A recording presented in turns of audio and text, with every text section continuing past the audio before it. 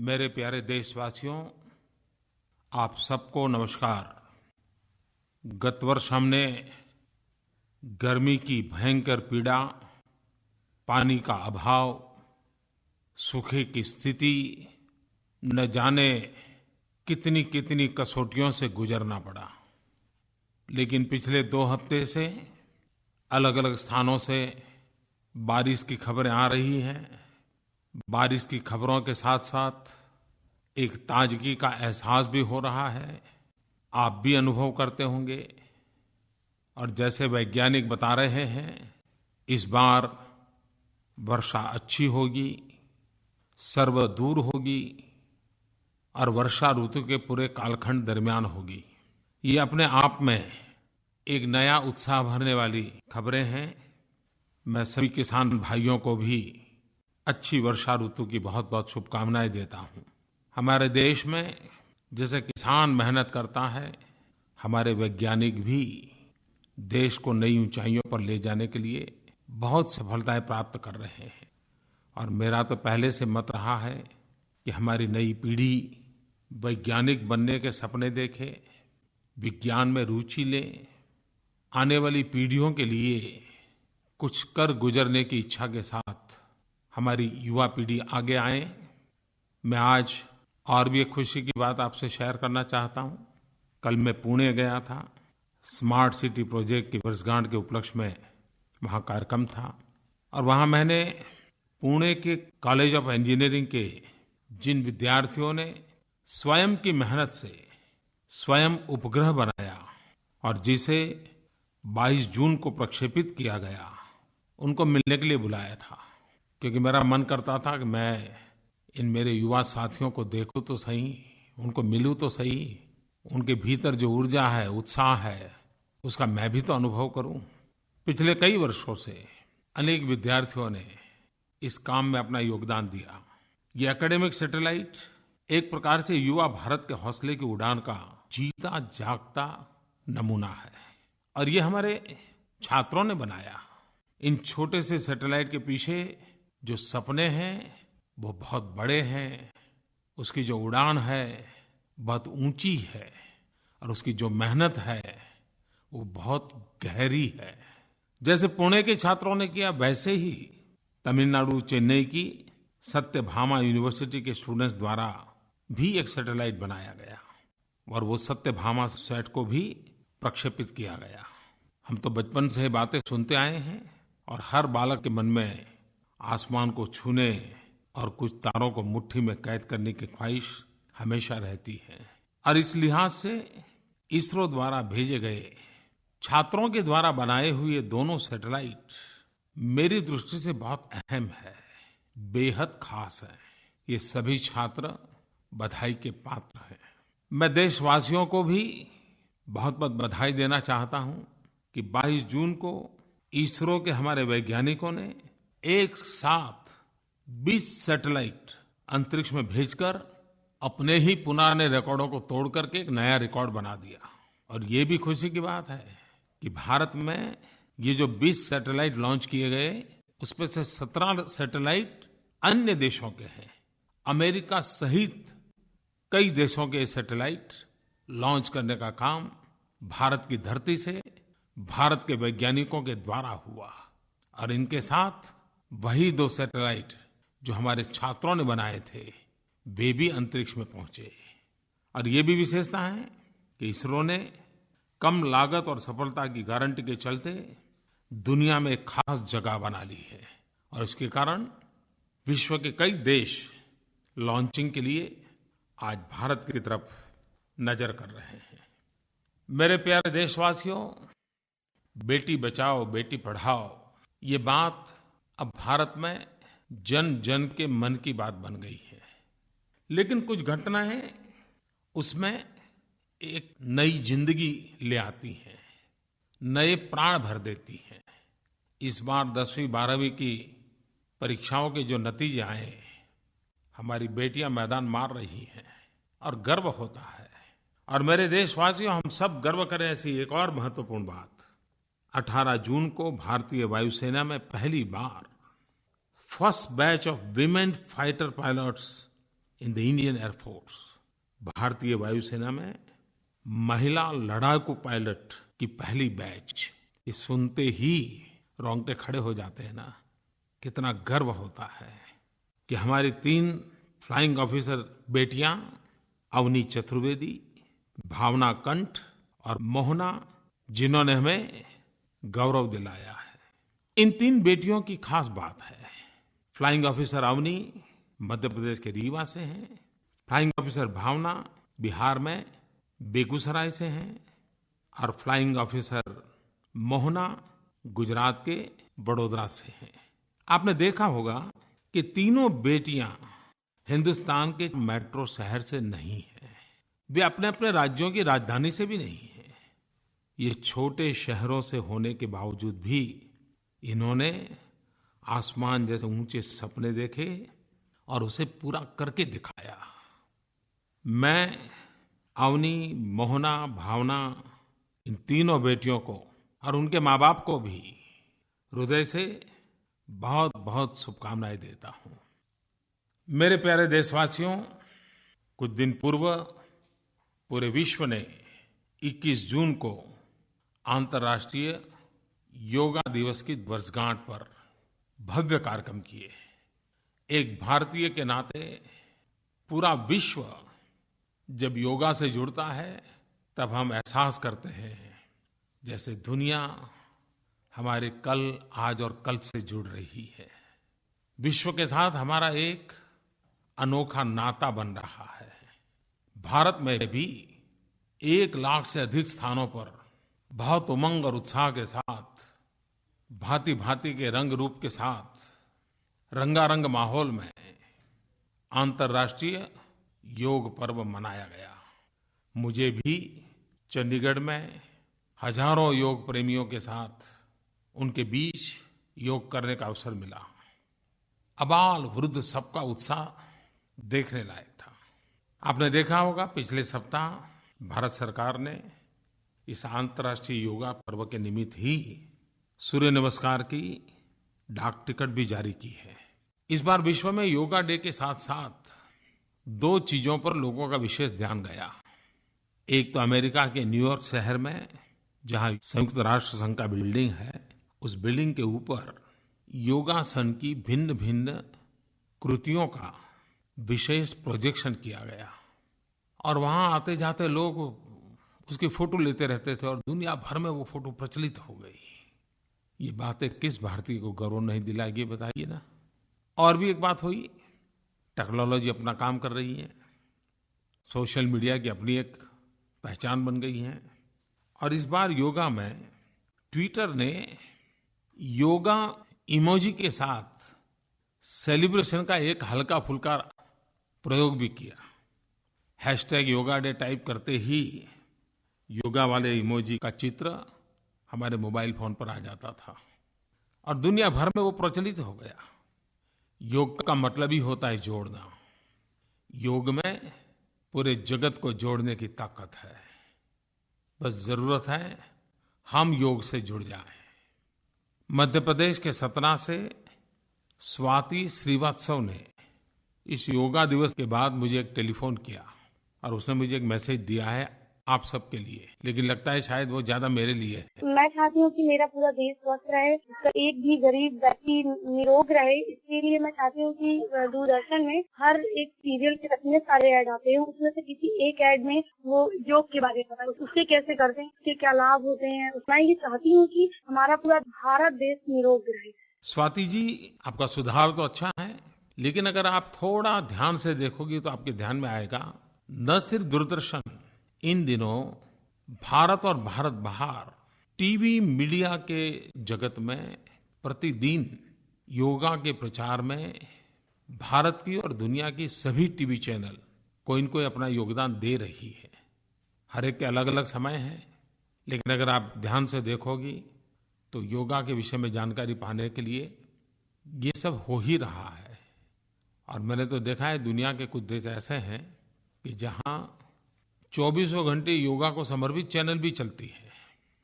और आपको पता होगा कि मैंने जून महीने में ये अंतर्राष्ट्रीय योगा दिवस निमित्त प्रतिदिन ट्विटर और फेसबुक के माध्यम से हर दिन एक नए आसन का वीडियो शेयर करता था।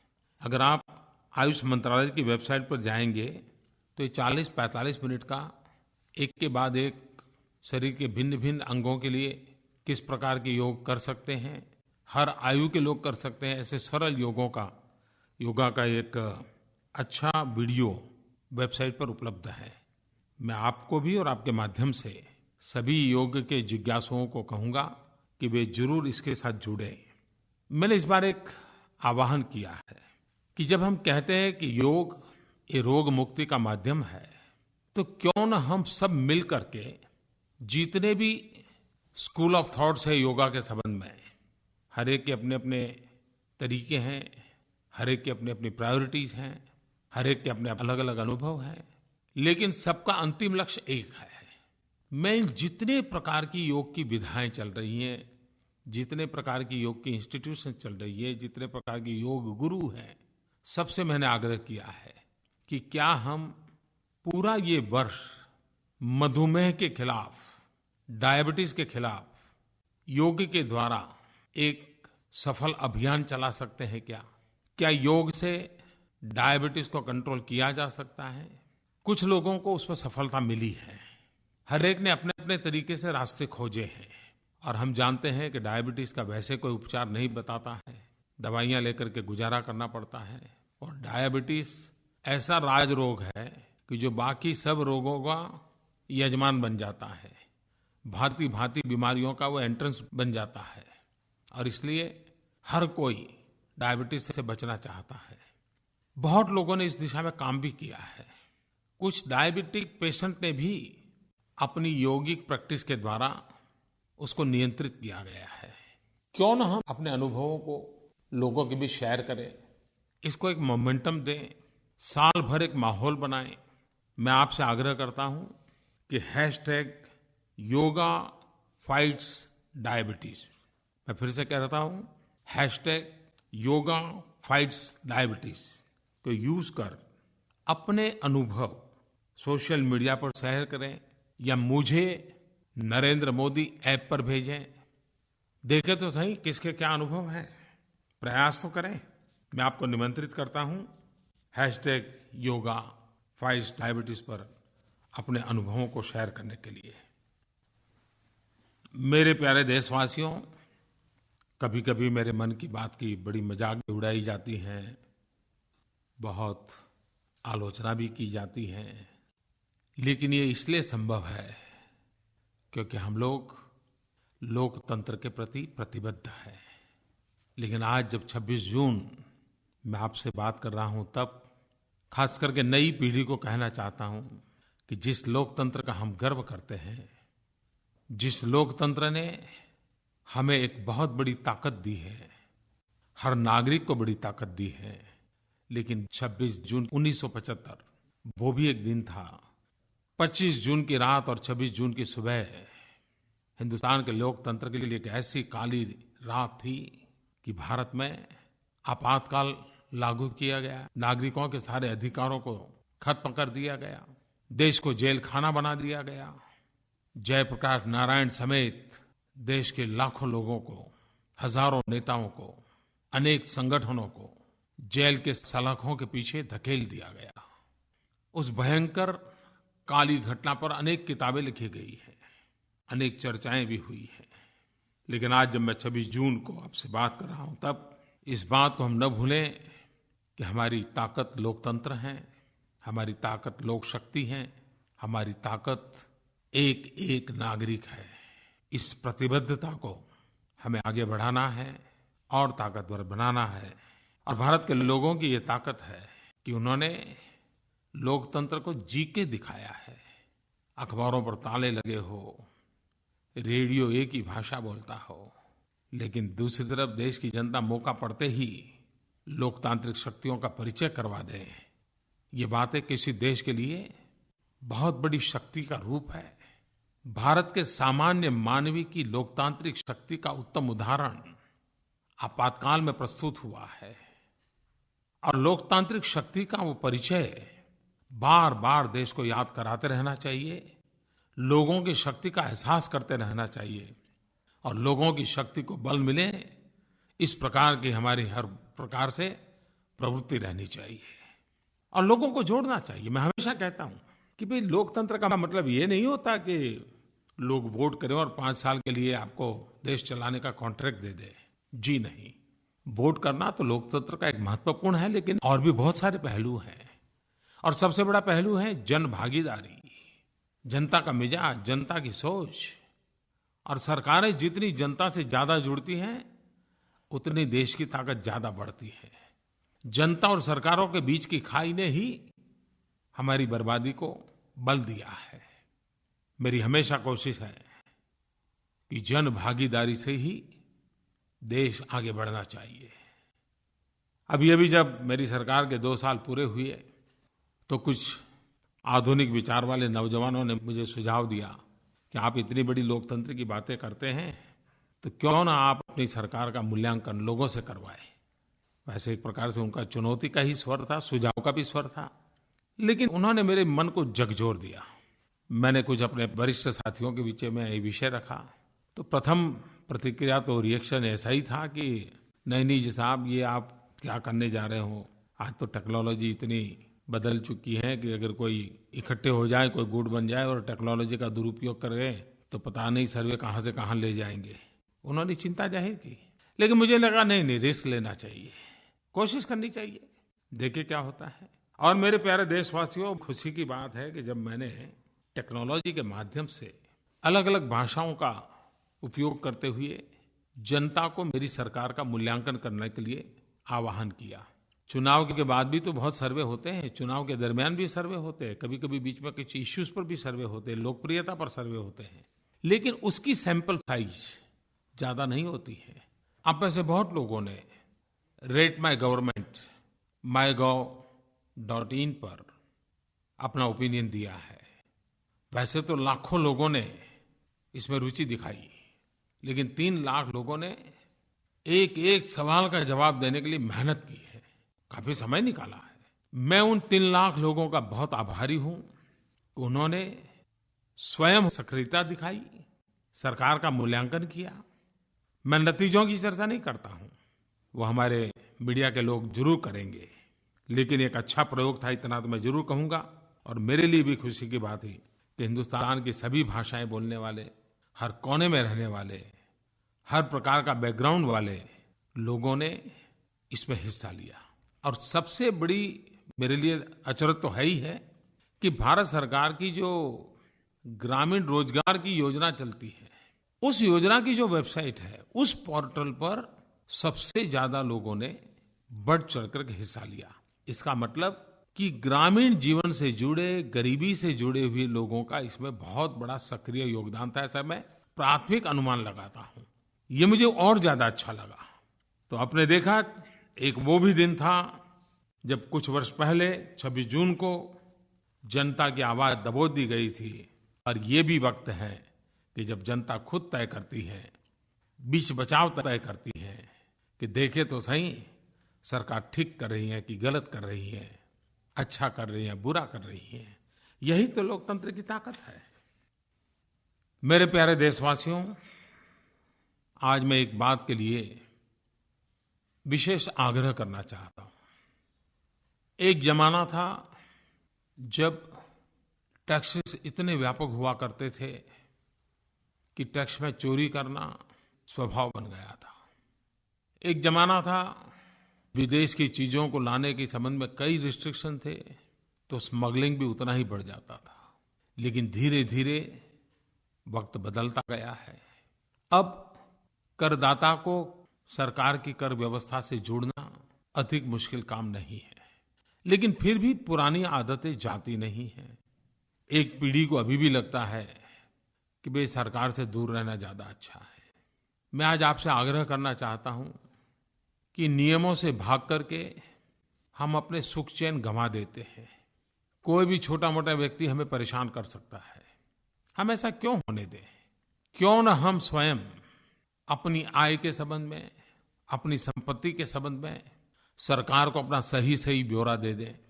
एक बार पुराना जो कुछ भी पड़ा हो उससे मुक्त हो जाइए। इस बोझ से मुक्त होने के लिए मैं देशवासियों को आग्रह करता हूँ, जिन लोगों के पास अनडिस्क्लोज इनकम है, अघोषित आय है, उनके लिए भारत सरकार ने एक मौका दिया है कि आप अपनी अघोषित आय को घोषित कीजिए। सरकार ने 30 सितंबर तक अघोषित आय को घोषित करने के लिए विशेष सुविधा देश के सामने प्रस्तुत की है। जुर्माना दे करके हम अनेक प्रकार के बोझ से मुक्त हो सकते हैं। मैंने ये भी वादा किया है कि स्वेच्छा से जो अपने मिल्कियत के संबंध में, अघोषित आय के संबंध में सरकार को अपनी जानकारी दे देंगे तो सरकार किसी भी प्रकार की जांच नहीं करेगी। इतना धन कहाँ से आया, कैसे आया, एक बार भी पूछा नहीं जाएगा। और इसलिए मैं कहता हूं कि अच्छा मौका है कि आप एक पारदर्शी व्यवस्था का हिस्सा बन जाइए। साथ साथ मैं देशवासियों को कहना भी चाहता हूं कि 30 सितंबर तक की ये योजना, इसको एक आखिरी मौका मान लीजिए। मैंने बीच में हमारे सांसदों को भी कहा था कि 30 सितंबर के बाद अगर किसी नागरिक को तकलीफ हो, जो सरकारी नियमों से जुड़ना नहीं चाहता है, तो उनकी कोई मदद नहीं हो सकेगी। मैं देशवासियों को भी कहना चाहता हूं कि हम 30 सितंबर के बाद ऐसा कुछ भी न हो जिससे आपको कोई तकलीफ हो। इसलिए भी मैं कहता हूं, अच्छा होगा 30 सितंबर के पहले आप इस व्यवस्था का लाभ उठाएं और 30 सितंबर के बाद संभवित तकलीफों से अपने आप को बचा लें। मेरे देशवासियों, ये बात मुझे मन की बात में इसलिए करनी पड़ी कि अभी मैंने हमारे जो रेवेन्यू विभाग, इनकम टैक्स, कस्टम, एक्साइज, उनके सभी अधिकारियों के साथ मैंने 1-2 दिन का ज्ञान संगम किया, बहुत विचार विमर्श किया और मैंने उनको साफ साफ शब्दों में कहा है कि हम नागरिकों को चोर न माने, हम नागरिकों पर भरोसा करें, विश्वास करें, हैंड होल्डिंग करें। अगर वे नियमों से जुड़ना चाहते हैं, उनको प्रोत्साहित करके प्यार से साथ में ले आएं। एक विश्वास का माहौल पैदा करना आवश्यक है। हमारे आचरण से हमें बदलाव लाना होगा, टैक्स पेयर को विश्वास दिलाना होगा। मैंने बहुत आग्रह से इन बातों को उनसे कहा है और मैं देख रहा था, उनको भी लग रहा है कि आज जब देश आगे बढ़ रहा है तो हम सबने योगदान देना चाहिए। और इस ज्ञान संगम में जब मैं जानकारियां ले रहा था तो एक जानकारी मैं आपको भी बताना चाहता हूं। आप में से कोई इस बात पे विश्वास नहीं करेगा कि 125 करोड़ के देश में सिर्फ और सिर्फ 1.5 लाख लोग ही ऐसे हैं जिनकी टैक्सेबल इनकम 50 लाख रुपए से ज्यादा है। ये बात किसी के गले उतरने वाली नहीं है। 50 लाख से ज्यादा टैक्सेबल इनकम वाले लोग बड़े बड़े शहरों में लाखों की तादाद में दिखते हैं। 1-1 करोड़, 2-2 करोड़ के बंगलो देखते ही पता चलता है कि ये कैसे 50 लाख से कम आय के दायरे में हो सकते हैं। इसका मतलब कुछ तो गड़बड़ है। इस स्थिति को बदलना है और 30 सितंबर के पहले बदलना है। सरकार को कोई कठोर कदम उठाने से पहले जनता जनार्दन को अवसर देना चाहिए और इसलिए मेरे प्यारे भाइयों बहनों, अघोषित आय को घोषित करने का एक स्वर्णिम अवसर है। दूसरे प्रकार से 30 सितंबर के बाद होने वाले संकटों से मुक्ति का एक मार्ग है। मैं देश की भलाई के लिए, देश के गरीबों के कल्याण के लिए आपको इस काम में आने के लिए आग्रह करता हूं और मैं नहीं चाहता हूं कि 30 सितंबर के बाद आपको कोई तकलीफ हो। मेरे प्यारे देशवासियों, इस देश का सामान्य मानवी देश के लिए बहुत कुछ करने के लिए अवसर खोजता रहता है। जब मैंने लोगों से कहा रसोई गैस की सब्सिडी छोड़ दीजिए, इस देश के 1 करोड़ से ज्यादा परिवारों ने स्वेच्छा से सब्सिडी छोड़ दी। मैं खास करके जिनके पास अघोषित आय है उनके लिए एक खास उदाहरण प्रस्तुत करना चाहता हूं। मैं कल स्मार्ट सिटी के कार्यक्रम के निमित्त पुणे जब गया था तो वहां मुझे श्रीमान चंद्रकांत दामोदर कुलकर्णी, और उनके परिवारजनों से मिलने का सौभाग्य मिला। मैंने उनको खास मिलने के लिए बुलाया था और कारण क्या है, जिसने कभी भी कर चोरी की होगी उनको मेरी बात शायद प्रेरणा दे या न दे, लेकिन श्रीमान चंद्रकांत कुलकर्णी की बात तो जरूर प्रेरणा देगी। आप जानते हैं क्या कारण है? ये चंद्रकांत कुलकर्णी जी एक सामान्य मध्यम वर्गीय परिवार के व्यक्ति हैं। सरकार में नौकरी करते थे, रिटायर्ड हो गए, 16,000 रुपया उनको पेंशन मिलती है। और मेरे प्यारे देशवासियों, आपको ताज्जुब होगा और जो कर चोरी करने की आदत रखते हैं उनको तो बड़ा सदमा लगेगा कि ये चंद्रकांत जी कुलकर्णी हैं जिन्हें सिर्फ 16,000 रुपये का पेंशन मिलता है। लेकिन कुछ समय पहले उन्होंने मुझे चिट्ठी लिखी और कहा था कि मैं मेरे 16,000 रुपये के पेंशन में से हर महीने 5,000 रुपया स्वच्छता अभियान के लिए डोनेट करना चाहता हूं। और इतना ही नहीं, उन्होंने मुझे 52 चेक, 52 चेक पोस्ट डेटेड, जो कि हर महीना एक एक चेक की डेट है, चेक भेज दिए हैं। जिस देश का एक सरकारी मुलाजिम निवृत्ति के बाद सिर्फ 16,000 के पेंशन में से 5,000 रुपया स्वच्छता के अभियान के लिए दे देता हो, इस देश में कर चोरी करने का हमें हक नहीं बनता है। चंद्रकांत कुलकर्णी से बड़ा कोई हमारी प्रेरणा का कारण नहीं हो सकता है। और स्वच्छता अभियान से जुड़े हुए लोगों के लिए भी चंद्रकांत कुलकर्णी से बड़ा उत्तम उदाहरण नहीं हो सकता है। मैं चंद्रकांत जी को रूबरू बुलाया, उनसे मिला, मेरे मन को उनका जीवन छू गया। उस परिवार को मैं बधाई देता हूं। और ऐसे तो अनगिनत लोग होंगे, शायद हो सकता है मेरे पास उनकी जानकारी न हो, लेकिन यही तो लोग हैं, यही तो लोक शक्ति है, यही तो ताकत है। 16,000 के पेंशन वाला व्यक्ति 2,60,000 के चेक एडवांस में मुझे भेज दे, क्या ये छोटी बात है क्या? आओ हम भी अपने मन को थोड़ा टटोलें, हम भी सोचें कि सरकार ने हमारे आय को घोषित करने के लिए अवसर दिया है। हम भी चंद्रकांत जी को याद करते, हम भी जुड़ जाएं। मेरे प्यारे देशवासियों, उत्तराखंड के पौड़ी गढ़वाल से संतोष नेगी जी ने फोन करके अपना एक अनुभव शेयर किया है। जल संचय के बाबत में उन्होंने मुझे संदेश दिया है। उनका ये अनुभव देशवासियों आपको भी काम आ सकता है। हमने आपकी प्रेरणा से अपने विद्यालय में वर्षा जल ऋतु शुरू होने से पहले ही 4 फीट के छोटे छोटे 250 गड्ढे खेल के मैदान के किनारे किनारे बना दिए थे, ताकि वर्षा जल उसमें समा सके। इस प्रक्रिया में खेल का मैदान भी खराब नहीं हुआ, बच्चों के डूबने का खतरा भी नहीं हुआ और करोड़ों लीटर पानी मैदान का हमने वर्षा जल का बचाया है। संतोष जी, मैं आपका अभिनंदन करता हूं कि आपने मुझे ये संदेश दिया और पौड़ी गढ़वाल पहाड़ी इलाका और वहां भी आपने काम किया। आप बधाई के पात्र हैं और मुझे विश्वास है कि देशवासी भी बारिश का तो मजा जरूर लें, लेकिन ये परमात्मा का दिया हुआ प्रसाद है, ये अपरंपार संपत्ति है। एक एक बिंदु जल का बचाने के लिए हम कुछ न कुछ प्रयास करें। गांव का पानी गांव में, शहर का पानी शहर में हम कैसे रोक लें।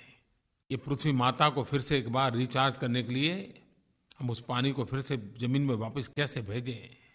जल है तभी तो कल है, जल ही तो जीवन का आधार है। पूरे देश में एक माहौल तो बना है। पिछले दिनों हर राज्यों में जल संचय के अनेक प्रकल्प किए हैं, लेकिन अब जब जल आया है तो देखिए कहीं चला तो न जाए। जितनी चिंता जीवन को बचाने की है, उतनी ही चिंता जल बचाने की होनी चाहिए। मेरे प्यारे देशवासियों, आप तो जानते हैं 1922 नंबर अब तो आपके याददाश्त का हिस्सा बन गया है। 1922 1922। ये 1922 ऐसा नंबर है जिस पर अगर आप मिस कॉल करें तो आप मन की बात को अपनी पसंदगी की भाषा में सुन सकते हैं।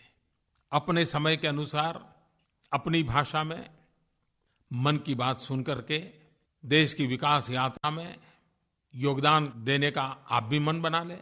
सभी देशवासियों को बहुत बहुत नमस्कार, धन्यवाद।